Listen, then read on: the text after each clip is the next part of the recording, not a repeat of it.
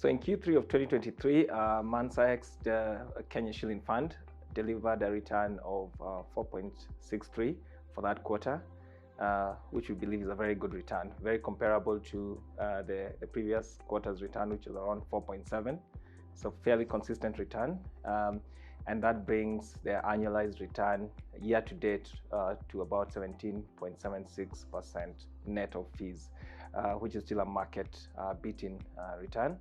For the Mansa-X dollar fund for Q3, the return was 3.06, which again is slightly better than the previous quarter, but fairly consistent in terms of our expectations.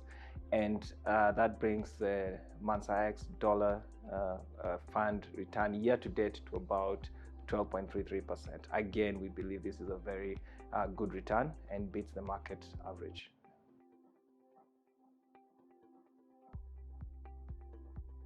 In Q3, we saw significant price movements in oil prices. Oil prices surged about 21% in Q3 alone. That's quite significant. And this is due to Saudi Arabia and Russia collaborating in reducing production. So that obviously pushed oil prices higher, and even the entire energy sector price movement was higher by about 11%. So those are the two. That was the biggest price movement for Q3. When you look at utility stocks, which tend to be very interest rate sensitive, because we continue to be in an environment where the catchphrase now is higher for longer. So we are constantly worried about interest rates remaining higher. And for this reason, even utility stocks, which typically tend to behave like bonds, due to the fact that you invest in them for dividend yield. So we saw utility stocks also take a hit, losing about 10% in Q3 alone. We also saw real estate, the real estate sector, again, which is affected by their sensitivity to debt, also lose about 10% during that period. In terms of interest rates, we continue to see higher interest rates, again, because of concerns about higher for longer in terms of central bank policies. So we saw the US 10-year tick slightly higher to 4.5% from 3.8%. And the 2-year go to about 5.05% from 4.87%. And this was across all bonds around the world, with the German bonds as well, the 10-year rising to about 2.8 from about 2.4 for the previous quarter. In fact, the only bonds that did not really have major moves were the UK gilts, which saw really flat movement of about to remain at 4.33 for Q3 of 2023. In terms of the equity markets, we saw, I mean, there was not much action as compared to what we saw in Q2, mostly because a lot of focus was on commodities and interest rates, and of course concerns around what the central bank action would be moving forward. So if you remember the last time we did a video like this, we mentioned the Magnificent Seven, like Nvidia, moving significantly for the first half of 2023, but these stocks pretty much flatlined in Q3. On our side, we saw the loss of value of some companies like Walt Disney, Diageo, Mid-America Apartment Communities Company. But again, this is in relation to what we just mentioned about debt-sensitive companies losing value. So we continued to short companies that were sensitive to debt or that were exposed to utilities or real estate. So in terms of currencies, we saw the Canadian dollar surge significantly. The Canadian dollar is correlated to the performance of oil prices. So if oil prices gain in value, then you'll also have a similar gain in the Canadian dollar. So that was a very important play for us in the fund in Q3. Commodities, we also saw significant price gains in sugar, which again is a commodity that we constantly look at here at Mansa-X. In terms of Eurobonds, which again is something that we're constantly looking at, we still feel that African Eurobonds, especially Kenyan ones, are essentially undervalued. We continued to play in that space and continued to add onto our Eurobond positions in Q3. In terms of yield performances, we saw the Eurobond yields, especially for the Q4'2023s, yield between 11 to 14% during that period.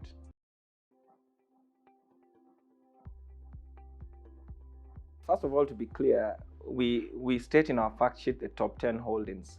We don't actually state the top 10 performing assets, because sometimes we can have an asset in our top 10 holdings that actually doesn't perform as well as something that was held at a much lower quantum. And sometimes you can even have an asset in the top 10 holdings that can actually end up having a negative return.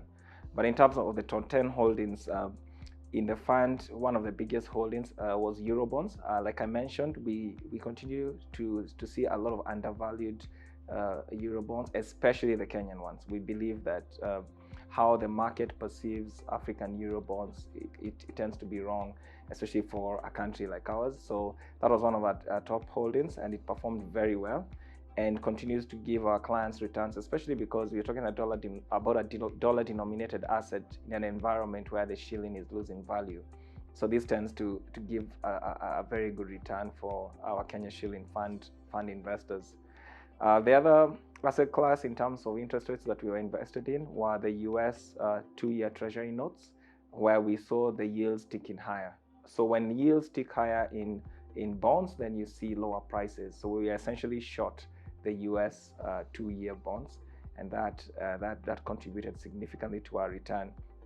And then we continued to be invested in the Nasdaq as a continuation of what we saw in Q2, where we were holding a lot of Nasdaq 100 mini futures.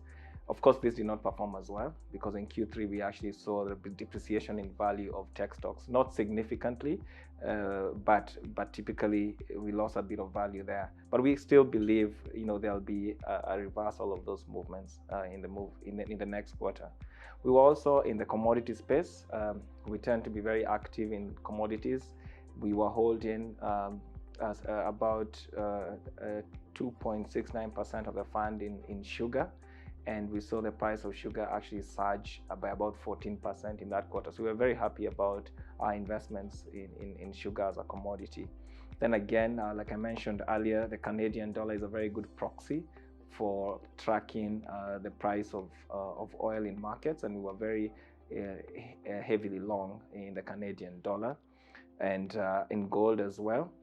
But then we also had some positions which were really short positions, meaning that we were actually expecting these assets to lose value so that we can make a return. One of the biggest shorts we had was actually Diageo and Walt Disney.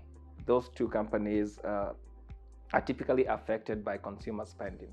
So one of the things that happens generally in economics is if you have higher interest rates, people tend to spend less because they are paying a lot more for mortgages, and essentially it's a much more difficult environment for them in terms of cash flows. So there's lower consumer spending. So we were short companies like Diageo and Walt Disney. But we were also short companies in the real estate sector. Again, like I mentioned earlier, the real estate sector tends to be very debt sensitive. So a company like Mid-American Apartments company, we were short. We were holding a short position in that, and that represented about 0.25% value in the fund. So the dollar fund had similar positions. In fact, the only difference is we added shorts in the Walgreens Boots Alliance company. That's a pharmaceutical chain in the United States, but also tends to be really driven by consumer spending. So again, it lost value because of much lower consumer spending. So we were short in that company, and we were also short in Verizon Communications. Again, this is a company that's one of the most highly indebted companies in the world. So with higher interest rates, we then expected a loss of value in Verizon, and that's why we were short Verizon, and that turned out to be very correct in terms of our expectations.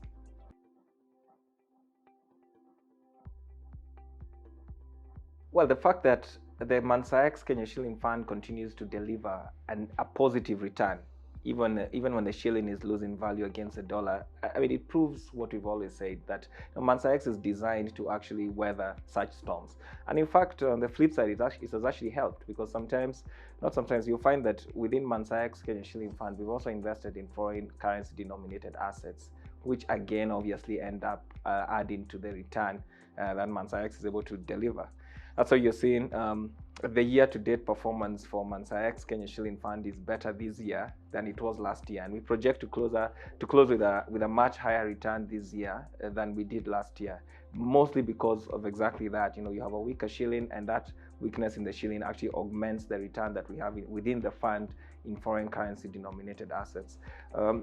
Just in comparison, if you look at the performance of our stock market, year to date we've lost about 26%, which conversely now compares to a gain of about 18% in Mansa-X, meaning that not only did we hedge investors against the weakness of the shilling, we actually gave them a better return.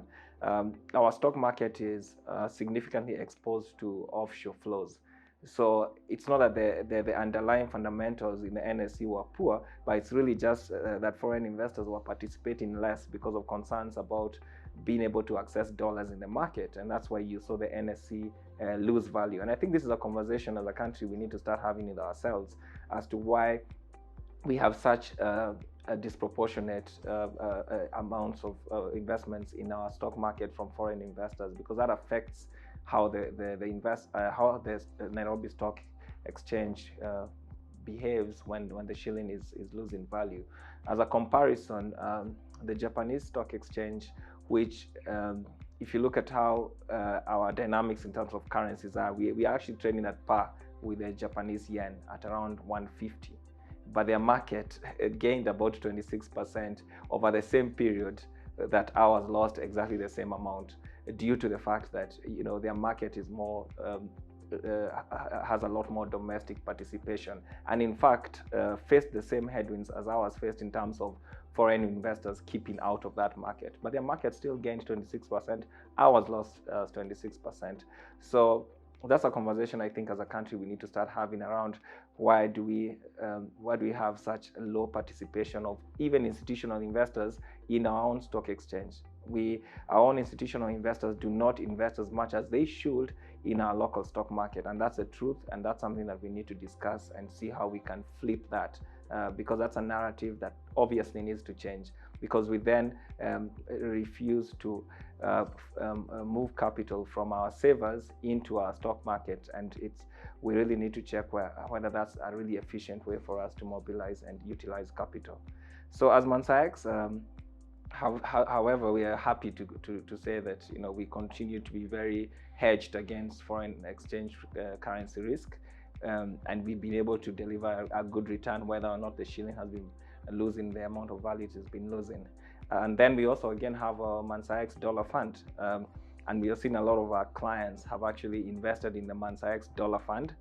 And if you look at a return of about 12.5% in the Mansa-X dollar fund, the real return therefore, if you were then to look at the real return of the Mansa-X dollar fund being at around 12.5% and the shilling losing easily about 20% during the same period, the real return for that client is almost 30%.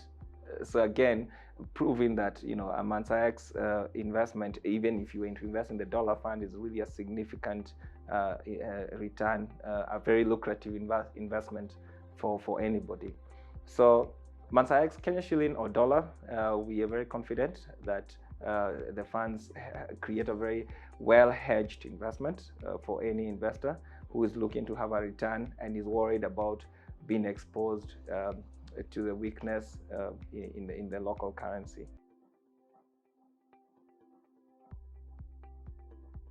For the last quarter of this year, of course, the first thing that everyone is watching is oil prices. And the biggest question on the street is whether oil prices are going to breach $100 a barrel. There's a very high likelihood of that, especially due to the recent escalation in geopolitical tensions. The recent attack of Hamas onto Israel, of course, is a big concern globally, considering the fact that the Russia-Ukraine tensions are still going on. The war is still ongoing on that side of the world. Now we have a concern of how this will, what will happen now in the Middle East.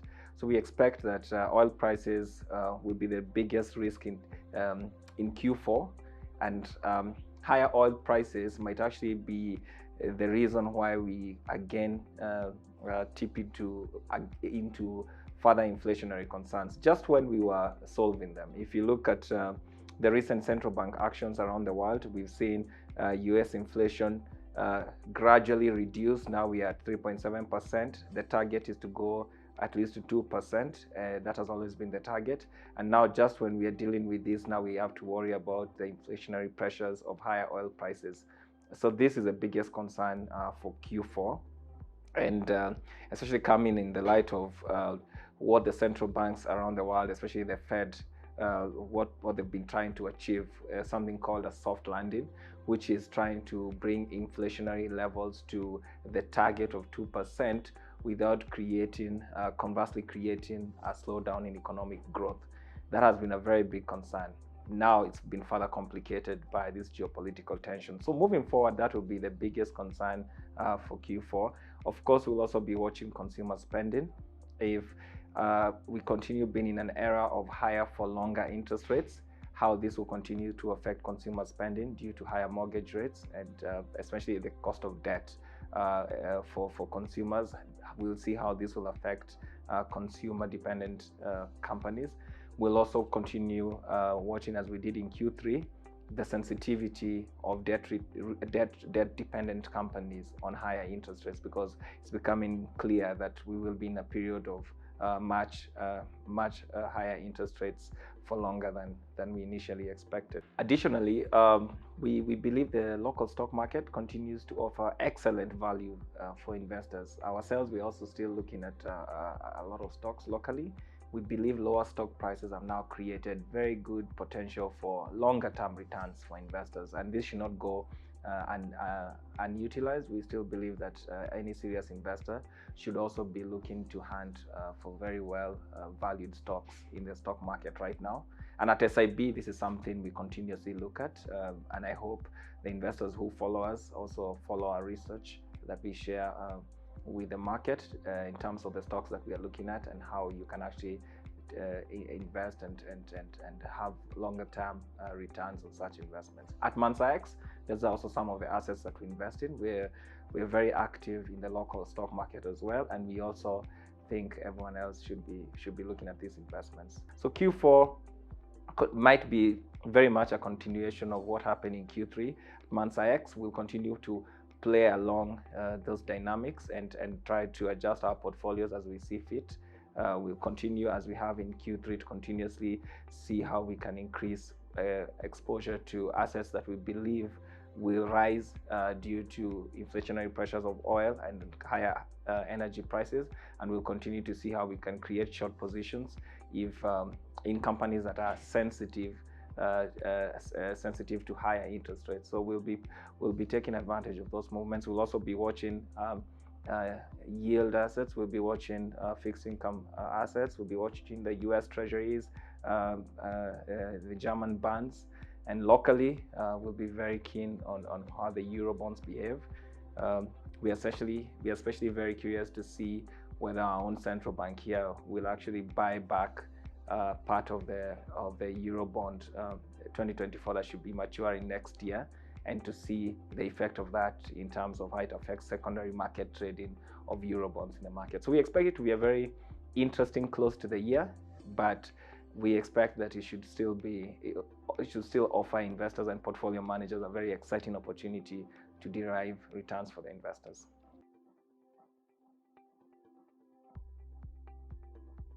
Finally, we'd really like to thank our investors for believing in us. Mansa-X is now managing a combined assets under management exceeding 20 billion shillings, and this is a phenomenal growth. We don't take it for granted, and we understand that this has taken a lot of support from our investors, and we continue to see that support. So we really want to thank you very much, and we want to assure our investors that this fund is specifically designed not only to make a return for them, but to really protect the downside risk. We continue to do that in a very active way. We are constantly looking at markets for opportunities, not only to give returns to investors, but also to prevent them from losing their funds based on the changing global market landscapes, which have obviously become very volatile in light of recent market activities. So we continuously want to thank our investors for believing in us.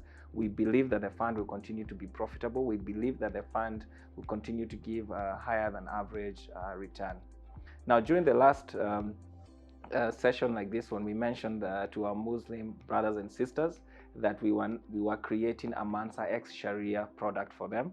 So we promised a Mansa-X Sharia Kenya Shilling Fund and a Mansa-X Sharia Dollar Fund.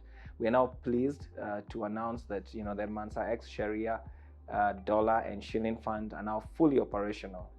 So for our Muslim brothers and sisters, you're welcome to our offices or even online to apply and invest in Mansa-X. So you're no longer going to be left out of this excellent product. And we'll do an official launch very soon, and we will send out the invitations. So once again, thank you very much, and we look forward to coming back to you at the end of Q4 with even better returns, and we hope to close the year profitably. Thank you.